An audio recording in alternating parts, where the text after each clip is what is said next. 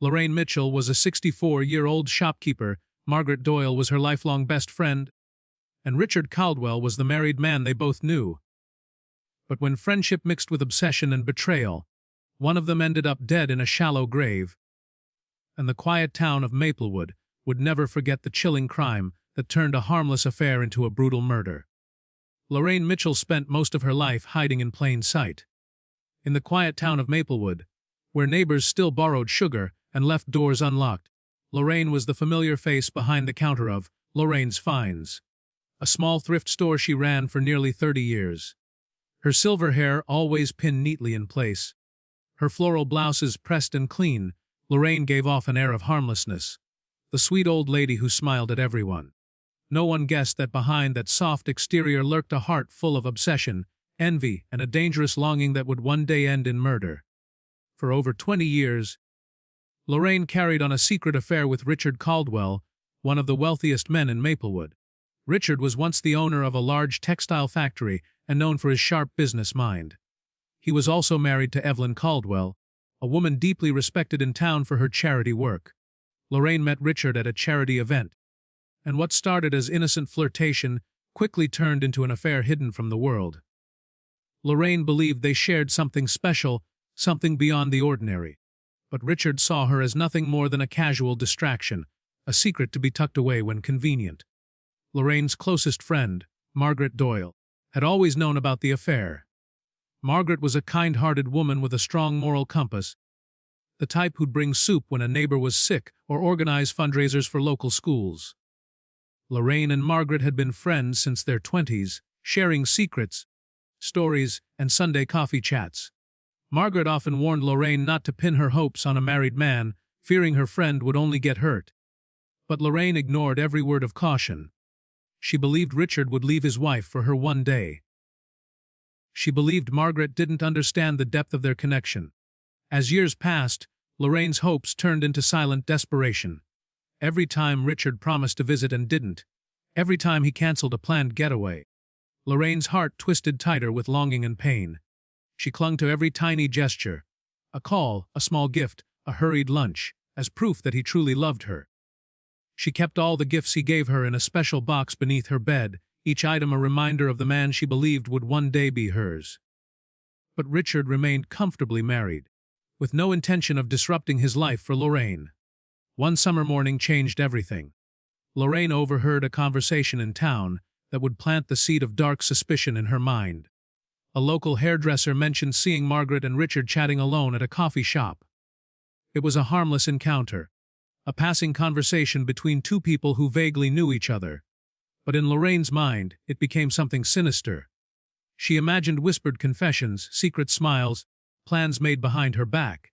She convinced herself that Margaret, her best friend, had betrayed her. The idea took hold like a weed, twisting its way through her thoughts until it choked out every reasonable explanation. Lorraine's obsession deepened. She began to watch Margaret closely, observing her from a distance. She noted every casual wave Margaret gave Richard on the street, every polite smile exchanged at community events. She twisted these innocent moments into proof of betrayal. Margaret, she convinced herself, wasn't just betraying her friendship. She was stealing the man Lorraine loved. With every passing day, Lorraine's resentment festered, growing into a quiet, seething anger. Richard, on the other hand, had begun to distance himself from Lorraine. Her constant calls, surprise visits, and emotional outbursts wore on him. He sent a short, emotionless letter ending their relationship without explanation or apology. To him, it was a way to cut ties with an affair that no longer served his interests. But to Lorraine, it was a devastating blow. She didn't blame Richard. Instead, she blamed Margaret. In her twisted reality, Margaret had seduced him away, poisoning his mind, stealing the life Lorraine had built in her fantasies. The betrayal she felt wasn't just about love. It was about trust, friendship, and the slow unraveling of the only meaningful relationships she believed she had left. Lorraine's world, once full of dreams and longing, became a dark space filled with bitterness and rage. She began to think not about saving her love, but about punishing the person she believed had destroyed it. What started as silent jealousy soon turned into a deadly obsession. Lorraine wasn't simply heartbroken. She was plotting. The days that followed Richard's final letter were a blur of anger, grief, and a mounting sense of betrayal for Lorraine Mitchell. The woman who once spent her mornings arranging second-hand china and vintage dresses in her thrift shop now spent her time lurking in shadows, spying on the woman she believed had destroyed her life. Lorraine's obsession with Margaret Doyle consumed her every waking moment. At first, her behavior seemed harmless. A chance sighting here, an accidental stroll past Margaret's house there. But soon, Lorraine's actions turned deliberate. She memorized Margaret's daily schedule, the morning walks at 7, the grocery runs on Wednesdays, the visits to her elderly mother on Sundays.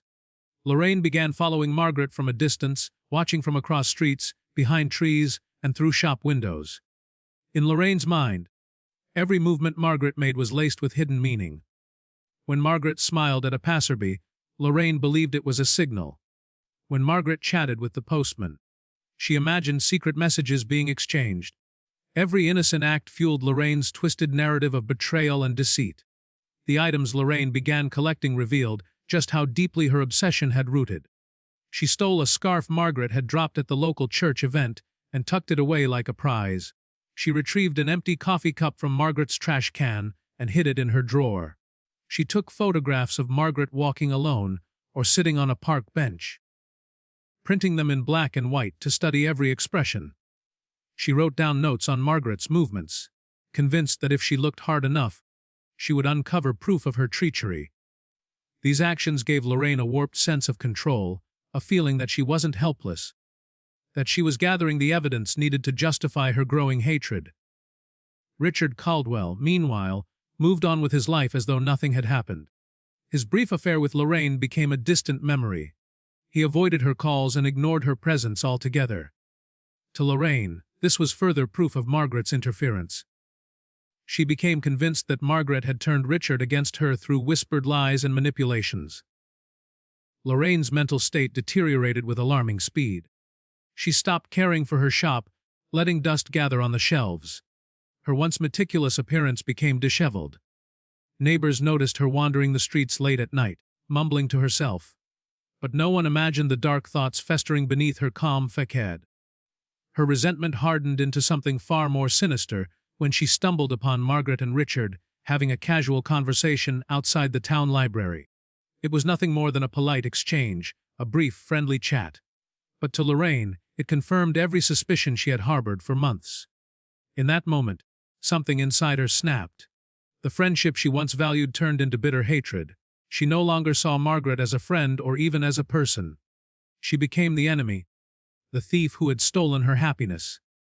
Lorraine began plotting how to make Margaret pay for what she believed was unforgivable betrayal. Her plan started forming with chilling precision. She imagined luring Margaret into a conversation, pretending everything was normal. She thought about leading her somewhere secluded, a place where no one would see. Lorraine even mapped out escape routes in her mind, rehearsing how she would cover her tracks. The darkness within her no longer frightened her. It gave her a sense of purpose, a grim mission to reclaim the life she believed Margaret had stolen.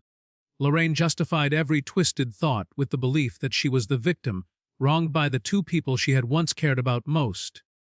As the weeks passed, Lorraine continued her silent stalking, tightening the net she had cast around Margaret's life. Every glance, every step, every innocent gesture Margaret made fueled Lorraine's fury. The lines between reality and imagination blurred until Lorraine couldn't tell the difference anymore. She didn't see a loyal friend or a harmless neighbor in Margaret. All she saw was a rival standing between her and the happiness she felt she deserved. With her heart hardened and her mind poisoned by jealousy, Lorraine crossed a line she could never return from. Her obsession had transformed into a deadly resolve. The woman who once offered friendship now harbored thoughts of murder, convinced it was the only way to end her pain and betrayal. The morning Margaret Doyle disappeared began like any other in Maplewood. The sun cast a soft glow over the quiet streets as neighbors tended their gardens and children played on front lawns. Margaret left her house for her usual morning walk, waving to familiar faces along the way. It was a routine she never broke, a peaceful start to her day. But this morning, she never returned. By afternoon, her husband grew anxious. Calls to friends and neighbors revealed no sign of her. She wasn't at the market, nor had she visited her mother. Panic gripped the Doyle household as hours passed without word. As evening fell, Margaret's husband contacted the police, launching a community-wide search. The entire town rallied to find her. Volunteers combed the parks, wooded trails, and abandoned properties on the outskirts of Maplewood. Flyers with Margaret's photo lined shop windows. For a town unaccustomed to tragedy, the fear was palpable. Their worst fears were confirmed late that night. A group of volunteers stumbled upon a horrifying scene behind an old, dilapidated barn hidden among overgrown fields. Margaret's body lay in a shallow ditch, partially covered by leaves and branches. Her neck bore the bruises of strangulation, and blunt force trauma was evident on her head. The peaceful community of Maplewood was shattered by the brutal discovery. The news spread like wildfire. Shock turned to disbelief. Margaret was beloved. A woman with no known enemies, someone who dedicated her time to helping others. The idea that anyone would wish her harm seemed impossible. As the police launched a full investigation, questions piled up with no immediate answers. Initial theories suggested a robbery gone wrong, but Margaret's jewelry and wallet were untouched. There were no signs of assault, no evidence of a random attacker. The scene felt personal, deliberate, and chillingly calculated. Detectives reviewed security footage from the area, hoping for a lead. One grainy clip caught their attention. A familiar pickup truck passing near the barn on the morning Margaret vanished. The vehicle belonged to Lorraine Mitchell. Officers visited Lorraine's shop the following day. They found her sitting alone, staring blankly at the wall, surrounded by untouched merchandise. When questioned, Lorraine offered vague answers, claiming she hadn't seen Margaret that day. But her uneasy demeanor and contradicting statements raised immediate suspicions. A search warrant uncovered chilling evidence. Hidden in a locked drawer at the back of Lorraine's store were personal items belonging to Margaret. The same scarf she had once borrowed, a coffee cup.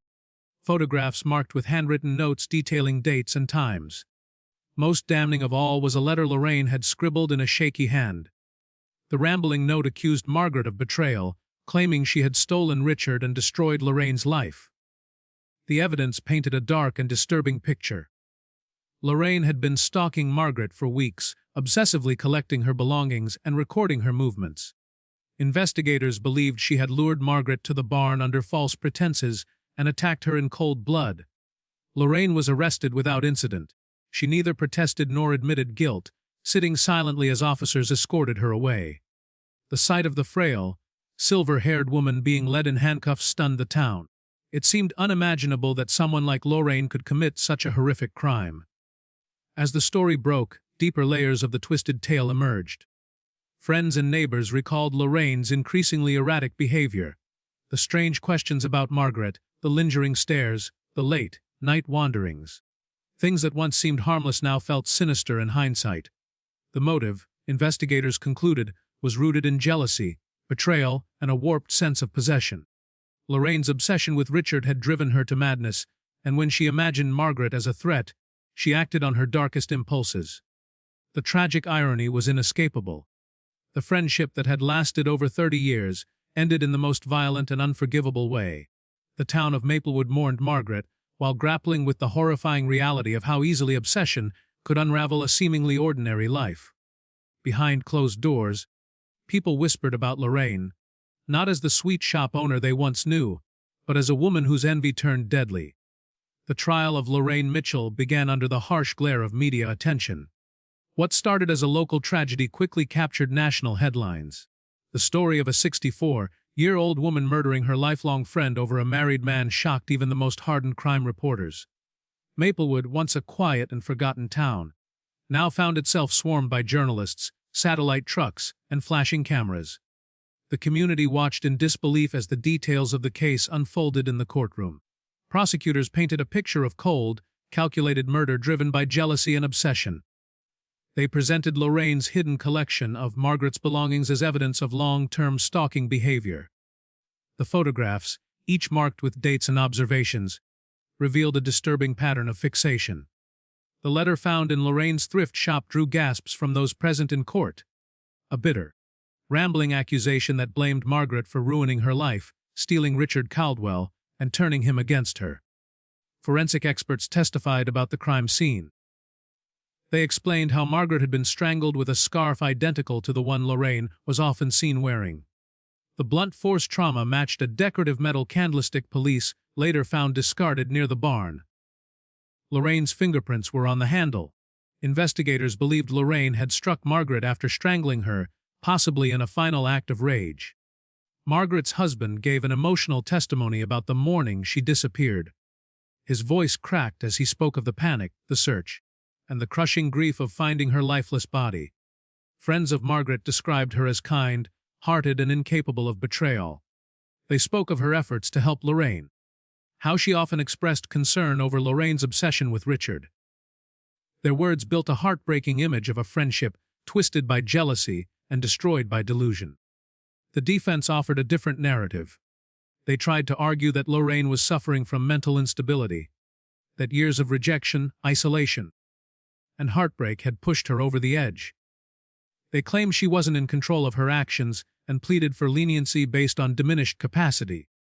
But the prosecution dismantled the defense's argument with brutal precision. They pointed to Lorraine's meticulous tracking of Margaret, the deliberate way she lured her to the barn, and the attempts to stage the scene as a robbery gone wrong. These weren't the actions of a woman who lost control in a moment of madness. They were the careful, premeditated steps of someone who knew exactly what she was doing. Richard Caldwell himself was called to the stand. His testimony brought a heavy silence over the courtroom. He admitted, without emotion, that he had carried on an affair with Lorraine for years. He spoke openly about how the affair meant little to him, how he used Lorraine for companionship when it suited him. He denied any romantic involvement with Margaret, stating he barely knew her beyond casual greetings. Richard's cold, detached manner infuriated many who watched. Though he wasn't on trial, his heartless attitude and callous admission painted him as a selfish man who had manipulated Lorraine for his own gain.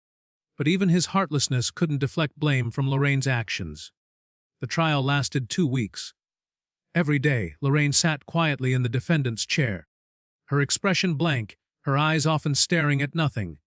She showed no visible emotion when the evidence was presented, when the photos of Margaret's body were displayed, or when former friends testified against her. When the jury returned with their verdict, the courtroom was tense with anticipation. The foreman read the word, "Guilty," on charges of first-degree murder. A collective gasp echoed through the room. Lorraine remained motionless, her face an unreadable mask. The judge handed down a life sentence without the possibility of parole. It was a swift and unforgiving punishment for a crime that had destroyed not only Margaret's life, but also shattered the fabric of their community. Even as Lorraine was led away in handcuffs, there was no sign of regret or sorrow. The woman who once smiled behind the counter of her thrift shop had become a symbol of jealousy's destructive power, a chilling reminder that obsession, left unchecked, could turn even a familiar friend into a remorseless killer. Lorraine Mitchell's sentencing marked the end of a trial that had gripped Maplewood with a chilling sense of disbelief. Yet, even with the verdict delivered and Lorraine destined to spend the rest of her life behind bars, the shadow of her crime lingered over the town like a dark cloud that refused to lift. The aftermath rippled through the community, leaving scars that would never fully heal. Richard Caldwell vanished from Maplewood within weeks of the trial's conclusion. He sold off his business holdings at a loss and left his lavish estate empty. Rumors swirled about his reasons for leaving. Some said he was escaping the public shame. Others believed he feared being confronted by the community he had betrayed. His name became synonymous with scandal, whispered in disgust whenever the story of Lorraine and Margaret resurfaced in town gossip. Though Richard had not committed any crime in the eyes of the law, his heartless involvement in the affair and his callous treatment of both women left a lasting stain on his reputation. In Maplewood, his departure was seen less as an escape and more as an exile. Margaret's family was left shattered. Her husband, once a familiar figure at community events, withdrew from public life entirely. He sold their family home and moved to another state, unable to bear the memories of the place where his wife had been loved and then brutally taken. Friends who once shared daily conversations with Margaret now struggled with a sense of guilt, wondering if there had been warning signs they had missed or ignored. The church where Margaret had volunteered held a memorial service, but even that brought little comfort to those mourning a senseless loss. Lorraine's thrift shop, once a cozy corner of Maplewood's main street, stood locked and abandoned. The cheerful window displays were gone, replaced by layers of dust and grime. Eventually, the building was demolished, the land sold off for redevelopment. But its absence did nothing to erase the dark memories associated with Lorraine's name. Some locals claimed they occasionally saw a lone figure near the vacant lot in the early morning fog, a woman standing motionless, watching silently.